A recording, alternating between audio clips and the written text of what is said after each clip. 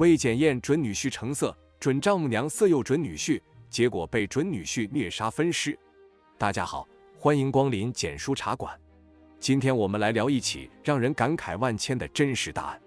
话说啊，在东北的某个小城，有这么一位单身母亲，名叫孙梅。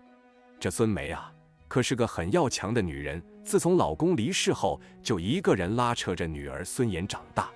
孙妍呢，也争气，不仅人长得漂亮，还找了个挺不错的小伙子钱平当男朋友。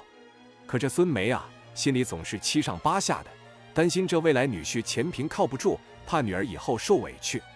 于是啊，她就琢磨着怎么试探这小伙子，看他到底是个啥样的人。孙梅啊，她想了个法子，决定以自身为诱饵，来检验一下钱平的成色好不好。这一试啊，就是出了大问题。于是啊，孙梅就开始了她的计划。她主动对钱平关心，时不时的嘘寒问暖的。钱平这小伙子一看，哎呀，未来丈母娘这是看中我啊，心里头那个美啊，就像吃了蜜似的。可孙梅心里清楚着呢，她这可不是真心对钱平好，就是想试探他。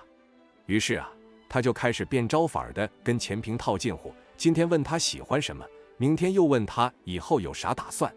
钱平呢，也是实话实说，一一回答。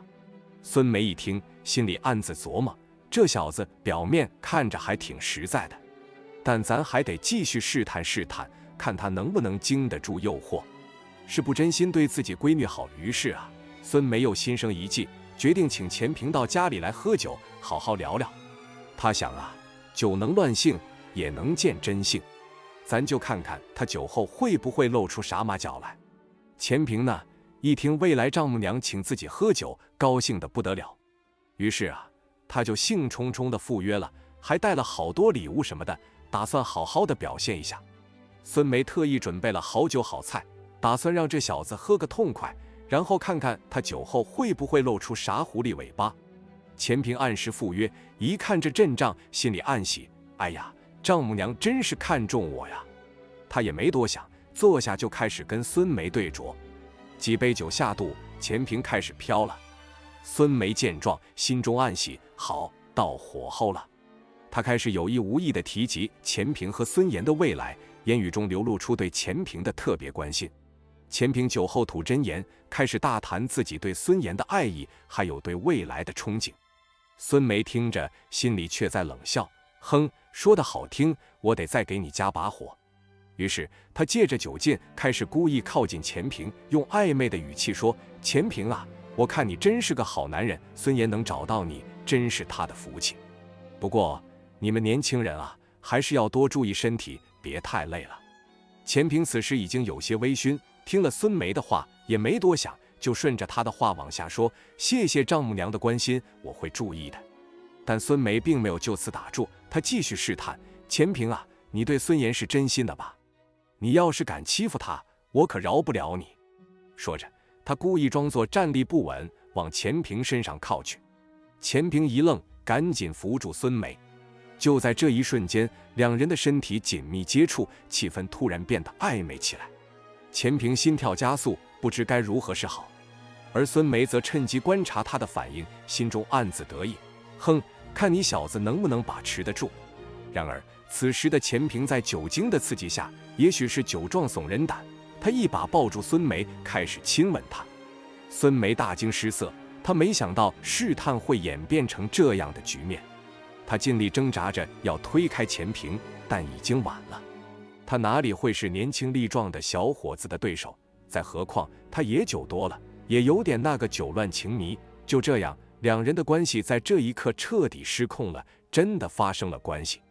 孙梅的试探不仅没有达到预期的效果，反而让自己陷入了尴尬的境地。他现在真是后悔莫及呀！这试探啊，真是试探出了大问题。孙梅啊，这时候可真是骑虎难下了。本想着试探钱平，没想到事儿闹大了，这一下可咋跟女儿交代呢？他心里头那个悔呀，就像吃了黄连一样苦。钱平那边呢，酒醒之后也慌了神。他一想到自己竟然对未来的丈母娘做出了那种事儿，心里就慌得跟什么似的。他赶紧去找孙梅，想跟她好好谈谈，想着能不能主动认个错，兴许未来的丈母娘能看在女儿面上原谅自己。可孙梅哪能轻易放过他呢？他一想到这事儿就觉得恶心，于是他冷着脸对钱平说：“你小子行啊，占我便宜占到这份上了，我告诉你，这事儿没完。”钱平一听这话，心里更慌了，他哀求道：“丈母娘，您就饶了我吧，我是一时糊涂才做出这种事儿。您要是真生气了，就打我2下，骂我2句，只要您能消气就行。”但孙梅可没那么好说话，她冷哼一声说：“哼，你当我孙梅是那么好欺负的？我告诉你，这事儿不能就这么算了，你要么跟孙岩分手，要么我就告你强奸。”钱平一听这话，心里头的火腾的一下就上来了。他想，这老太太也太不讲道理了，明明是她先勾引我的，现在反过来还威胁我。但他又不敢得罪孙梅，只能忍气吞声的哀求。可孙梅就是铁了心要跟他过不去，无论钱平怎么求情都不肯松口。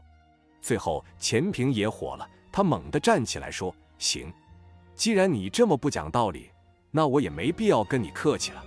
你以为你威胁得了我？我告诉你，我不怕。”说完这话，钱平就摔门而去，连头也不回。从此啊，这两人的关系就算是彻底崩了。钱平对孙梅是恨之入骨，而孙梅呢，也是一提钱平就来气。哎，你说这事儿闹的，真是让人不知道该说啥好。之后，钱平和孙梅的关系就像是猫见了老鼠，水火不容。钱平心里憋着的那口气，咋也咽不下去，整天就像是个火药桶，随时都能炸。有一天晚上，钱平又喝了个酩酊大醉，酒精一上头，那些不愉快的往事就一股脑地涌上心头。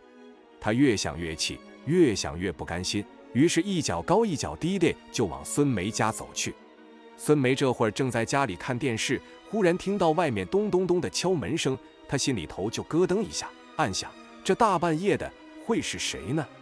他小心翼翼地打开门一看，哎呀妈呀，这不是钱平吗？只见他满脸通红，一身酒气，显然是喝了不少。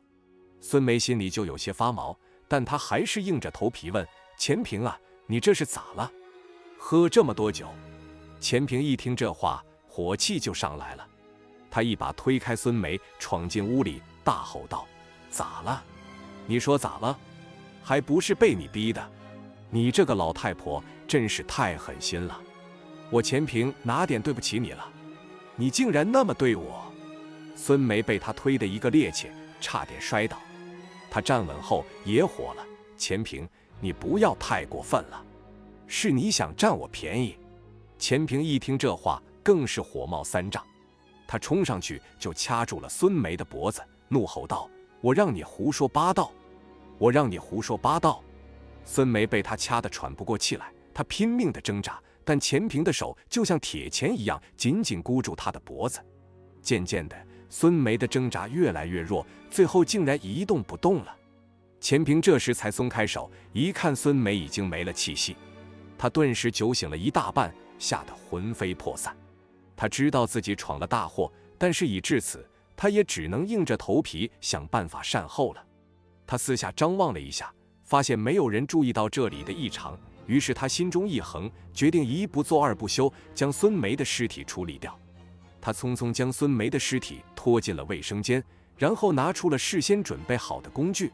经过一番折腾，他终于将孙梅的尸体分尸成几块，然后分别装进了垃圾袋中。这一切做得神不知鬼不觉，钱平确信没有留下任何蛛丝马迹。处理好现场后，钱平匆匆忙忙地离开了孙梅的家。他心中充满了恐惧和慌乱，不知道自己接下来该如何是好。而孙梅的家则再次恢复了平静，仿佛一切都没有发生过一样。但谁都知道，这平静的背后隐藏着一起惊天大案。叮铃铃，一阵急促的电话铃声划破了清晨的宁静。孙岩迷迷糊糊地接起电话，电话是小区关系要好的邻居打来的，却听到了一个让他瞬间清醒的消息：他的母亲孙梅已经好几天没有消息了。孙岩心里咯噔一下，一种不祥的预感涌上心头。他急忙赶回家中，发现家里一片狼藉，母亲的手机也留在桌上，但人却不见踪影。孙岩顿时慌了神，他四处寻找，却没有发现任何线索。情急之下，他选择了报警。警方很快赶到了现场，他们进行了仔细的勘查，发现了一些蛛丝马迹。经过分析，警方初步判断这是一起刑事案件，而且很有可能是一起谋杀案。于是他们立即展开了调查。调查过程中，警方发现了一些奇怪的地方。首先，孙梅家的门锁并没有被撬过的痕迹，这说明凶手很可能是熟人作案。其次，现场虽然一片狼藉，但却没有找到任何有价值的线索，这说明凶手非常狡猾，具有一定的反侦查能力。警方对孙梅的社交关系进行了深入的调查，很快钱平就进入了他们的视线。警方发现钱平在案发前曾经与孙梅发生过激烈的争吵，而且他的行踪也非常可疑。于是警方立即对钱平进行了传唤。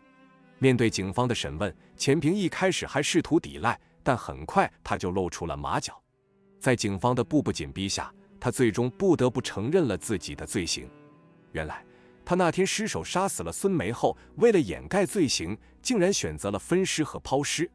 他以为自己做得天衣无缝，却没想到最终还是没能逃过警方的法眼。消息传出后，邻居们都震惊不已，而孙岩更是悲痛欲绝，他无法接受自己的母亲竟然以这样的方式离开了人世。案件最终进入了审判阶段。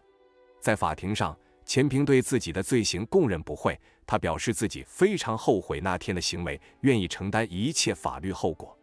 最终，法院依法判处钱平死刑，立即执行。这场悲剧给所有人都敲响了警钟，人心是经不起反复试探的，否则一旦失控，就可能造成无法挽回的后果。